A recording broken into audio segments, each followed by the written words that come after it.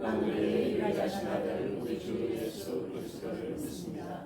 그는 성령으로 잉태하여 동정녀 마리아에게 나시고 본디오 빌라도에게 고난을 받아 십자가에 못 박혀 죽으시고 장사된 지 사흘 만에 죽은 자 가운데서 다시 살아나셨으며 하늘에 오르시어 전능하신 아버지 하나님 우편에 앉아 계시다가 그로부터 살아있는 자와 죽은 자를 심판하러 오시리라.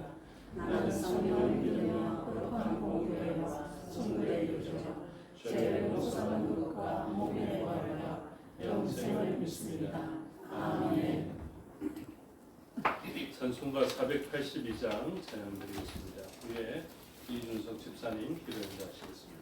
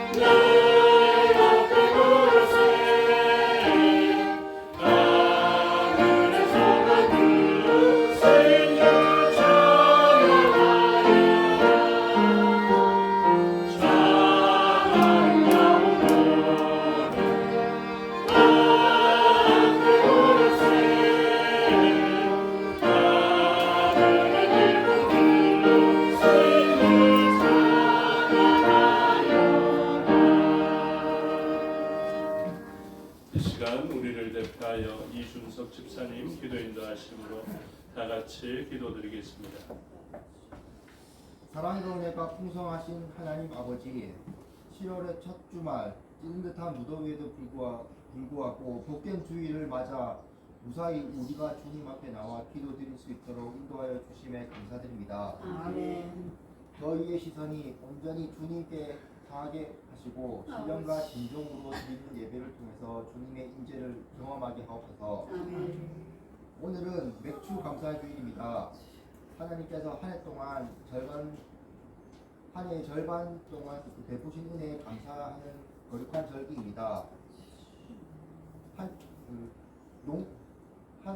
1년의 농사의 결과물이 첫 열매를 드리는 구약시대의 전통처럼 우리의 삶 속에서 맺힌 신앙의 열매 또한 주님께 올려드릴 때입니다. 주님, 우리는 얼마 전 나라가 많이 혼란스러웠고 현재는 새로운 지도자를 세워서 새롭게 시작하고 있습니다. 새롭게 세워진 대통령과 정부가 하나님을 경외하고 정의롭고 공정한 나라를 이끌어 나갈 수 있도록 도와주시옵소서.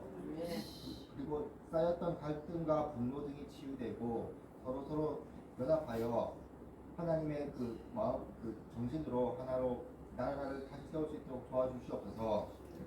오늘 예배를 통해서 우리가 세상과 구별된 것은 무엇이며 이 특별한 자리에 그 은혜와 평강으로 채워주시옵소서. 지난 일주일 동안 저희가 무엇을 마실까 무엇을 잃을까 염려하며 세상과 더불어 죄를 먹고 마신 저희들의 죄와 허물을 용서하여 주시옵소서. 저희는 여전히 부족하고 연약한 존재임을 고백합니다. 나약한 저희들을 위하여 위로하여 주시고 힘과 용기를 주시옵소서. 오늘 예배를 통해서 저희의 영혼이 소생하게 하시고 주님이 주시는 평화와 기쁨이 충만하게 하옵소서. 예수님의 이름으로 기도드립니다. 아멘.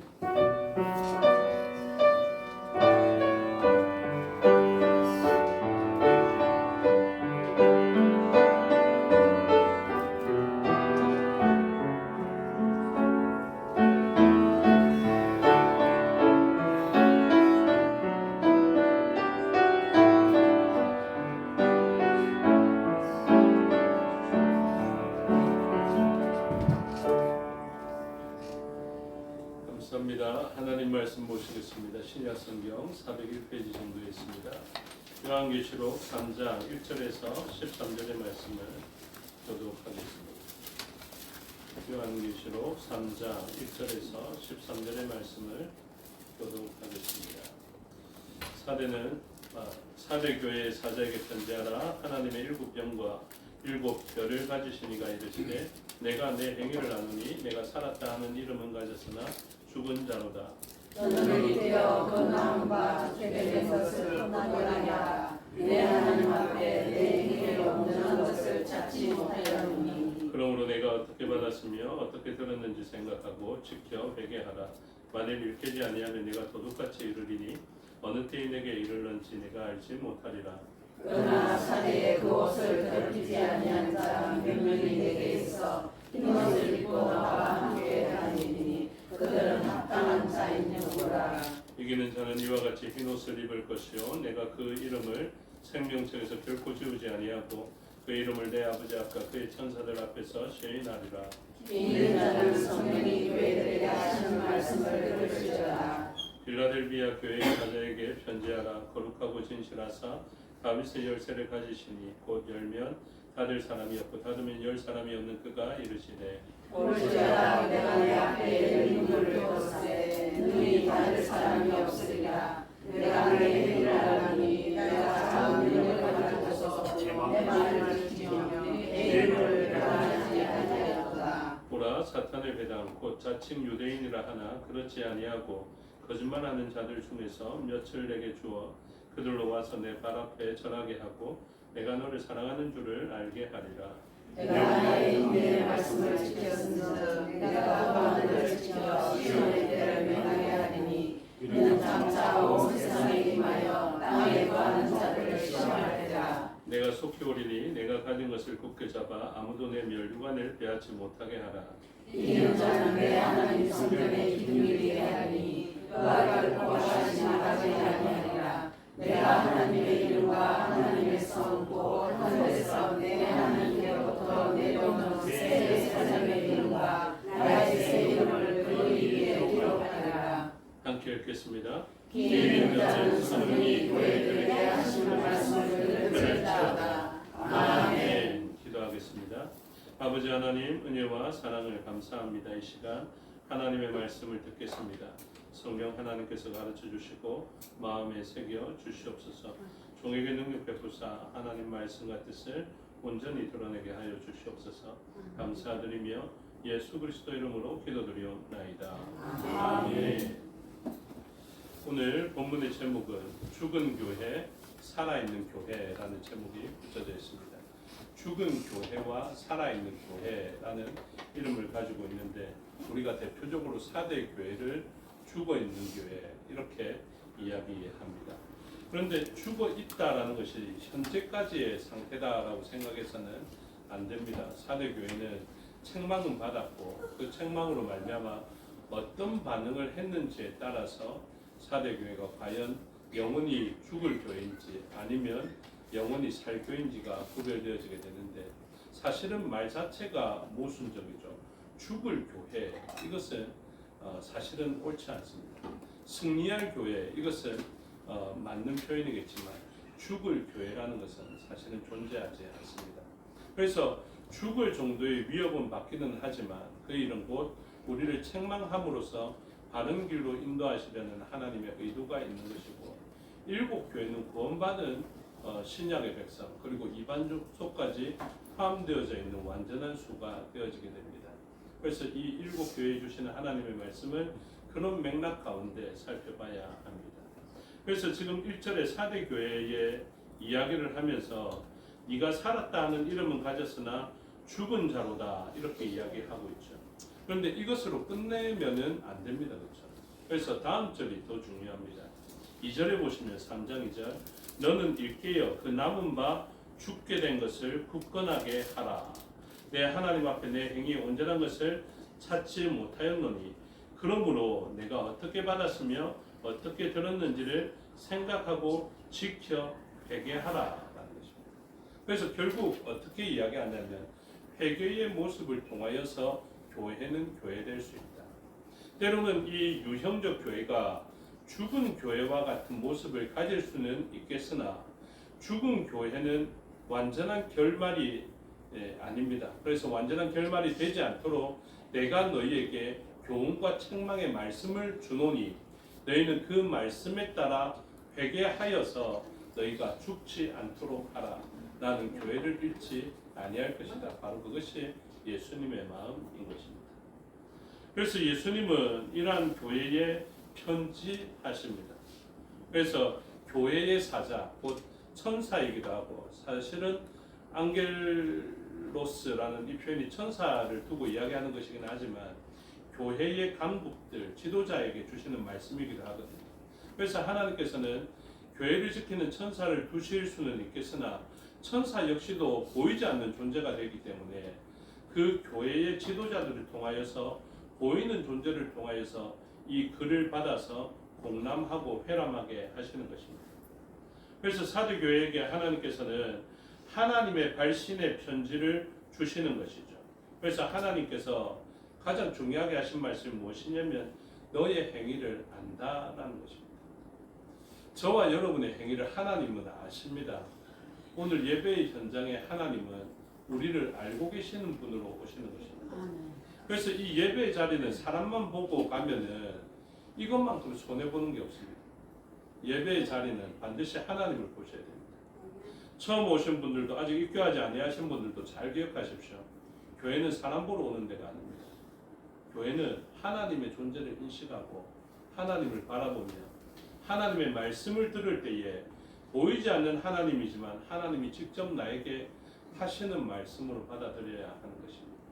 그래서 이 말씀의 요구에 따라서 말씀이 만약에 어디로 가라 하면 어디로 가는 것이 복되고요. 말씀이 이 자리에 멈추라 하면 멈추는 것이 복되고 하나님의 말씀이 외진 곳으로 그리고 앞뒤가 가로막힌 곳으로 가라 하면 우리의 생각에는 거기 가면 죽을 것 같더라도 그곳을 향해 가는 것이 복되다라는 것을 이야기하고 있습니다. 그래서 2절에 너는 일깨어 이 목적을 가지고 주님이 말씀하신 것이죠. 저와 여러분은 일깨어야 합니다. 그러니까 이 말은 곧 경고를 받아들이다, 주의를 받아들이다 라는 표현입니다. 그 말은 곧 옛날에는 이 경고를 받아들여야만 하는 사람의 삶을 살았다라는 것입니다. 그래서 우리도 보통 경고할 때가 있죠. 그렇게 하시면 안 됩니다 라고 경고하는 이유가 무엇이냐면 일깨어라고 하는 것입니다. 하나님께서 우리에게 아픔의 말씀을 주실 때도 마찬가지입니다. 하나님이 사랑을 가지고 애정을 가지며 우리를 일깨우기 위하여서 말씀을 주시는 것이죠. 그래서 이 사대교회에도 일깨어서 회개하라고 이야기합니다. 이 교회에 누가 있습니까? 하나님은 왜 이 사대교회를 사랑하셔서 말씀을 주십니까? 4절에 보시면 그러나 사대에 그 옷을 더럽히지 아니한 자 몇 명이 있어 흰 옷을 입고 나와 함께 다니리니 그들은 합당한 자인 예보라. 여러분, 교회는 합당한 자도 있습니다. 보면 책망받을 만한 사람도 있는 반면에 소수의 사람이지만 합당한 자가 있습니다. 여러분, 이 소수의 사람이 옆 사람 보면 얼마나 답답했겠습니까? 자기가 합당한 자인데 옆 사람을 보면 얼마나 한숨 나겠습니까? 그러나 교회는 그렇게 구성되어지는 것입니다. 합당한 자도 있고요, 흰옷을 입고 다니는 자도 있고, 책망받아야 하고 일깨워져야 하는 존재들도 있는 것입니다. 그것이 교회입니다. 그러면서 무엇이 필요합니까? 주님이 필요하다라는 것을 알 수 있게 됩니다. 그래서 교회는 결국 어떤 자가 되어야 되냐? 이기는 자가 되어야 합니다. 5절에 보시면 이기는 자 이렇게 이야기하고 있죠. 처음에는 이 이기는 자와 더럽히지 아니한 자가 소수였습니다. 그런데 이 소수의 헌신을 통하여서, 모범을 통하여서 이것이 영역이 확장되는 것을 가르쳐주고 있습니다. 그래서 이기는 자는 어떻게 됩니까? 이와 같이 흰옷을 입을 것이요, 흰옷을 입게 되죠. 내가 그 이름을 생명책에서 결코 지우지 아니하고 그 이름을 내 아버지 앞과 그의 천사들 앞에서 시인할 것을 이야기하고 있습니다. 이 말씀이 잘 들리십니까? 잘 이해가 안 되시죠? 그럴 때 쓰시는 말씀이 무엇이냐면 다음 절의 말씀입니다. 6절입니다. 귀 있는 자는 성령이 교회들에게 하시는 말씀을 들을지어. 새벽에 오신 분들은 알고 있거든요. 귀 있는 자는 들으라. 이 말씀은 어떤 경우에서 이야기하냐면 들어도 안 들릴 것이다 라는 전제하에서, 어떤 사람은 이 말을 아무리 들어도 안 들리게 될 것입니다. 그리고 어떤 사람은 이 말을 아무리 들어도 믿지 못하게 될 것이다. 이것을 이야기합니다. 그러나 하나님께서 주신 귀 있는 자가 있죠. 귀 있는 자는 이 말씀을 듣습니다. 귀 있는 자는, 하나님의 생명책에 기록된 자는 어떻게 합니까? 일깨움을 받아야 하는 이전의 모습을 가졌지만 이 사람은 귀 있는 자가 되어서 일깨움을 받게 됩니다. 그래서 성도들의 모습이 그러합니다. 처음부터 완전한 모습은 드뭅니다. 대부분 어떤 삶을 살아가냐면 엘리멜렉의 가정처럼 말씀에서 멀리 벗어난 것과 같은 삶을 살아가게 됩니다. 왜 벗어났을까요? 먹고 살려고요. 하나님 말씀 붙들고서는 살 수 없을 것 같은 생각에, 하나님 말씀에서 멀어지는 한이 있더라도 나는 양식이 있는 곳, 그 곡식이 있는 곳으로 가야 되겠다라고 대부분 살아갑니다. 그러면 그 엘리멜렉과 나오미의 가정은 하나님께서 버리시는 가정인가? 말씀에서 벗어났다고 버리시는 가정인가 하면 안 그렇습니다. 어떻게 합니까? 말씀이 찾아가시죠. 그래서 귀 있는 자에게 그 찾아가시는 말씀으로 복음을 들려주십니다. 나오미는 모압 땅에 있습니다. 이제는 떠나왔기 때문에 베들레헴에서 무슨 일이 일어났는지 관심 받게 됩니다. 그런데 신기하게도 하나님의 택함을 받은 이 사람은 모압 땅에 거할지라도 어떤 역사가 일어나냐면 말씀이 들립니다. 말 그대로 귀 있는 자가 되는 것이죠. 그래서 귀 있는 자에게 들려주시는 하나님의 말씀이 모압 땅이었음에도 불구하고, 하나님의 말씀에서 벗어나 있음에도 불구하고 말씀이 찾아와서 들려주시는 것입니다. 그래서 찾아오시는 말씀, 사마리아 여인에게도 찾아오시는 말씀으로, 베데스다 목가에서도 나아갈 수 없는 존재에게 찾아오시는 능력으로서 말씀해 주시는 것입니다. 그래서 그 말씀을 받아들일 때 귀 있는 자가 성령이 교회들에게 하시는 말씀을 듣게 되는 자들은 생명책에 기록되어질 뿐만 아니라 어떤 형편에서라도 더러운 옷을 벗기고 흰 옷을 입히게 되는 역사가 일어나게 됩니다. 그 다음에 아까 이야기했던 칭찬만 받았던 교회 빌라델비아 교회가 나옵니다. 7절에 보시면 빌라델비아 교회의 사자에게 편지한다라고 이야기를 하는데, 이 빌라델비아 교회에게 어떤 말씀을 주시느냐 하면, 다윗의 열쇠를 가지시니까 열면 닫을 사람이 없고 닫으면 열 사람이 없는 그분이 이야기했다라고 이야기합니다. 저는 이 본문을 통해서 참 감사함을 많이 느끼는데요. 왜냐하면 빌라델비아 교회의 성도들에게 잘 이해될 수 있게 하려고 열면 닫을 수 없는, 열면 닫지 못하는 그 관문이 되시는 예수님을 이야기하고 있습니다. 빌라델비아가 어떤 교회냐 하면 저쪽 그 서머나 쪽으로 그리고 다른 영역으로 갈 때 아주 중요한 통로가 되는 관문의 역할을 했거든요. 그래서 빌라델비아를 통해야만 그 지역으로, 또 좋은 지역으로 갈 수 있는 통로가 되어지게 됩니다. 그런데 이 사람들이 문을 닫아버리면 어떻게 됩니까? 누구도 갈 수가 없게 되는 것이죠. 교회는 어떤 곳이냐면 문입니다. 천국을 향해 나아가는데 교회가 문을 닫아버리면요, 이 사람들은 천국에 갈 수 있는 방법이 없습니다. 그리고 이 말씀하신 분이 어떤 분이십니까? 바로 열쇠를 가지신 분이시다, 이렇게 이야기하죠. 누구의 열쇠냐면 다윗의 열쇠입니다. 교회의 머리 되신 예수님은 어떤 열쇠를 가지시고 계시냐면 천국 곳간의 열쇠를 가지고 계신 분이십니다.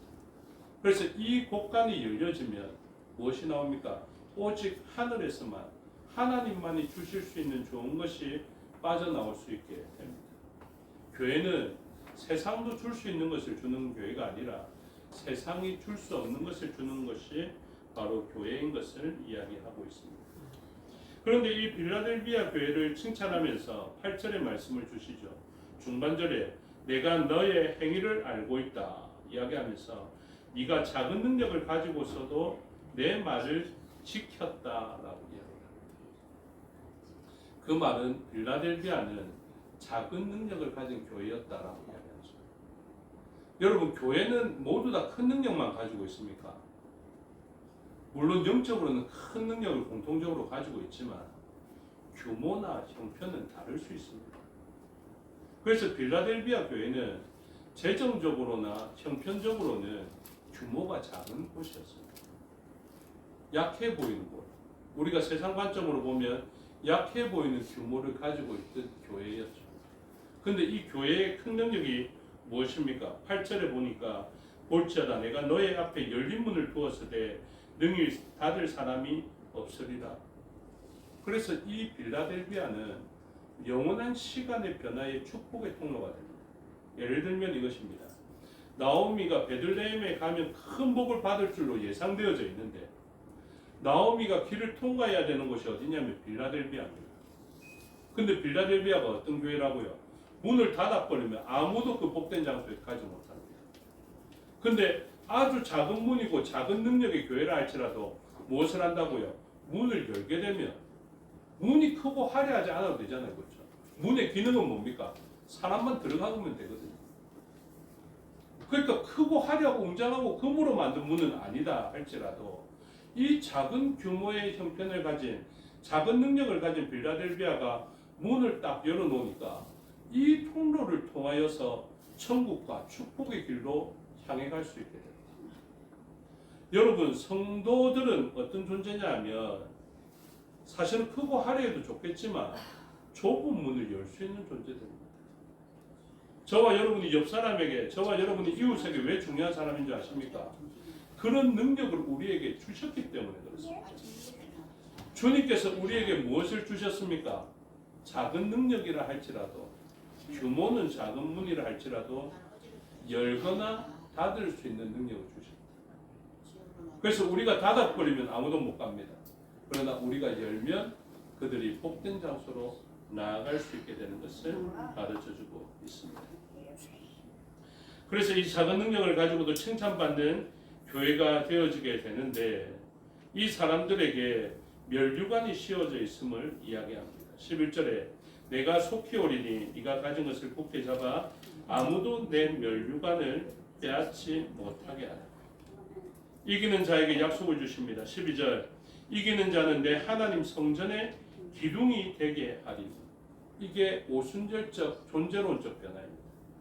그래서 이전에는 세상에서 아주 규모 없고 볼품 없고 형편이 작은 였는데 하나님의 말씀을 듣고 변화를 가진 이 사람들은 존재론적 변화를 가지게 되는데 어떻게 됩니까? 12절 후반절에 보니까 내 하나님께로부터 내려오는 새 예루살렘의 이름과 나의 새 이름을 그의 위에 기록하리라.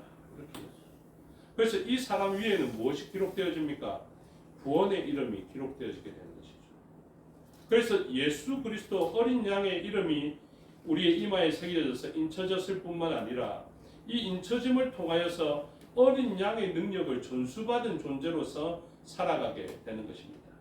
야곱은 모든 것을 잃어버리고 볼품없는 형편의 사람으로 겨우 힘써서 노력하던 처와 자녀들 다 빼앗기고 그리고 가축도 다 빼앗겨서 빈털터리와 같은 그런 존재가 되었습니다. 그런데 하나님이 그에게 새 이름을 주었죠. 너를 이스라엘이라 하리라. 아브라함도 마찬가지입니다. 아브라함은 아브람일 때의 이름이 있었죠. 근데 그에게 아브라함을 주셨습니다. 근데 그 이름을 받을 때 아브라함은 어떤 형편이었냐면 자식 하나가 제대로 없을 때예요. 그의 규모나 형편은 소수였습니다. 여러분, 섬긴교회에 있는 한 사람을 무시하지 마십시오. 저는 한 사람을 볼 때 진짜 아브라함의 자녀 이삭을 보는 것처럼, 그리고 소수의 사람이라 할지라도 하나님의 관점에서 야곱의 두 아들 이름이 뭡니까? 에서와 야곱입니다. 야곱은 두 사람 목회했어요. 에서와 야곱 목회했다니까요. 그 두 사람에 대해서 하나님은 어떻게 봤습니까? 하나님께서 보실 때 너의 복중에 뱃속에 있을 때 이미 두 민족이, 두 나라가 너의 안에 있다. 이렇게 했습니다. 이삭 한 사람 낳았을 때도 하나님은 뭐라고 보셨습니까? 이삭을 통하여서 별과 같이 해변의 모래와 같이 많은 믿음의 후손들을 바라볼 수 있었습니다. 오늘날 주일학교 아이들을 무시하지 마십시오. 돈 없지만 교회에 온 사람들을 무시하지 마십시오. 그 사람을 통하여서 어떤 문이 열립니까? 수많은 사람들이 그 문을 통하여서 구원받게 될 영역을 보게 되는 것입니다. 하나님께서는 한 사람에게 주시는 약속이 바로 그것입니다. 그래서 이 교회는 작은 능력을 가지고도 내 말을 지켰을 때 그 수많은 사람들을 구원에 이르게 하고 칭찬받는 사람이 되었음을 이야기합니다. 이제 말씀을 마무리하겠습니다. 그러면 4대 교회는 왜 좋지 못한 교회가 되었는가? 주석을 보니까 이렇게 해놨더라고요. 어떤 유명한 사람이, 멜리토라는 사람이 4대 교회 감독이 됨으로 명성을 떨치게 되었다, 이렇게 이야기하거든요. 그래서 어떤 교회에 아주 유명한 사람이 감독으로 가게 된 것입니다. 그랬더니 교회가 어떻게 됐습니까? 물질적 부요를 경험하게 되었습니다. 주석 그대로 읽어드릴게요. 변증가며 주석가로 유명했던 멜리토가 이 교회의 감독이 됨으로 명성을 떨치게 되었다고 한다. 그러나 물질적 부요로 말미암아 내적인 피폐로 안일과 부도덕의 모습이 교회까지 침투하였다라고 이야기합니다. 이 교회는 부유로운 교회였습니다. 부자였고 재정적 규모도 아주 좋았던 그런 교회입니다. 근데 그 일로 말미암아 오히려 교회는 하나님의 평가에서 좋지 못한 교회가 되었고 오히려 책망받아야 하며 일깨워져야만 하는 교회가 되었습니다. 교회가 나쁘다는 것은 아니었지만 결국 나쁜 교회는 아니었지만 그 과정으로 나쁜 교회가 된 것은 말씀에서 벗어났을 때 얻게 되는 경제적 풍요를 그들이 우상처럼 섬겼기 때문인 것을 가르쳐주고 있습니다. 그래서 사대 교회와 빌라델비아 교회는 조금 비교되는 교회입니다. 빌라델비아 교회는 작은 능력과 작은 규모의 교회였지만 하나님의 말씀을 지킴으로 어떤 교회보다 큰 면류관을 가지고 새 이름을 가지며 큰 능력을 가진 교회로 주님 앞에 평가받은 교회와 성도가 되었고요. 4대 교회는 재정적으로는 규모가 크고 인원수로는 굉장히 규모가 컸던 교회였지만 말씀에서 벗어나게 되므로 말씀에 대한 경외감이 없게 되므로 그 교회와 성도들은 잘못되어진 과정으로 일깨움을 받아야만 하는 교회와 성도가 되었음을 가르쳐주고 있습니다. 오늘 저와 여러분은 어떤 형편인지를 기억하십시오. 때로는 규모가 작을 수도 있고 때로는 규모가 커질 수도 있을 것입니다. 그런데 놓치지 말아야 하는 가장 중요한 것은 말씀에 대한 우리의 태도입니다. 말씀을 온전하게 받아들이고 말씀이 잘 이해되지 않을 때 하나님께서 귀 있는 자들에게 하시는 성령 하나님의 말씀이 있음에도 불구하고 잘 들려지지 않을 때 우리는 재산을 잃는 것보다 더 큰 절박한 마음으로 하나님께 요청해야 됩니다. 성령 하나님 말씀이 들려지지 않습니다. 귀 있는 자가 되어서 말씀을 듣고 깨닫는 자가 되게 하여 주시옵소서. 그리고 말씀대로 우리가 살아가면 진정하고 참된 복이 우리에게 있게 될 것입니다. 우리에게 있는 금면류관을 놓치지 마시고 열린 문을 닫지 않는 저와 여러분이 되어서 주님의 평가에 큰 교회가 되시기를 주님의 이름으로 축복합니다. 기도하겠습니다. 아버지 하나님 은혜와 사랑을 감사합니다. 풍요로웠고 살아있다 하는 이름을 가졌지만 4대 교회는 죽은 교회라 말씀을 하셨습니다. 그리고 오히려 일깨워지고 책망을 받아 고쳐져야 할 것을 가르쳐주고 회개할 것을 요청받았습니다.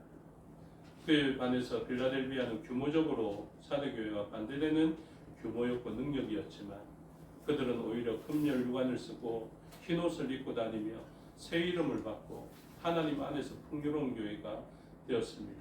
그 중요한 차이는 말씀에 대한 태도인 것을 알게 하여 주셔서 오늘 우리에게 하시는 주의 말씀을 깨닫게 하여 주시옵고 그 말씀을 깨달은 대로 지켜 행하는 자가 되어서 주님의 평가에 의해서 살아있는 교회가 되게 하여 주시옵소서. 감사드리며 예수 그리스도 이름으로 기도드리옵나이다. 아멘. 483장으로 찬양하겠습니다.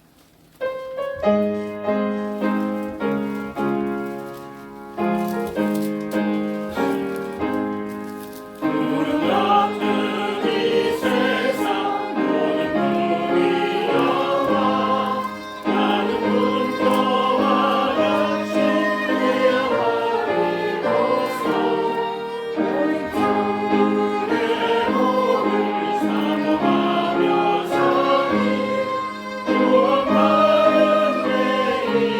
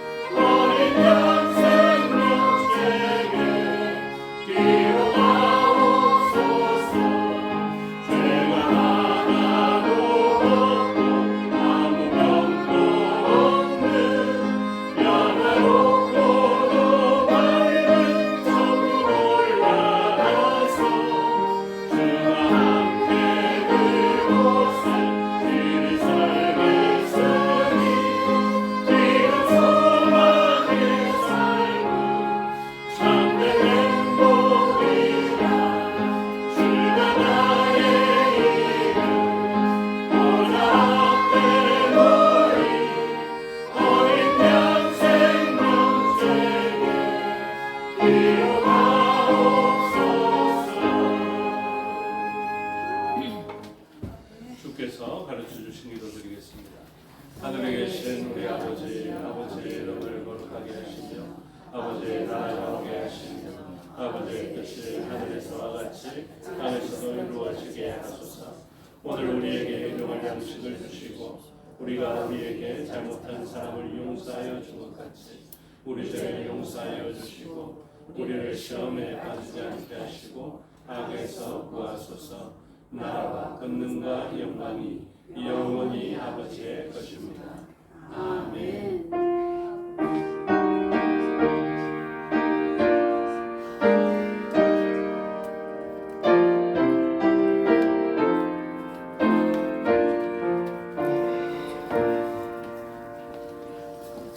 감사합니다. 주일 오후 예배 순서를 마치겠습니다. 시간도 마칩니다. 건강하시고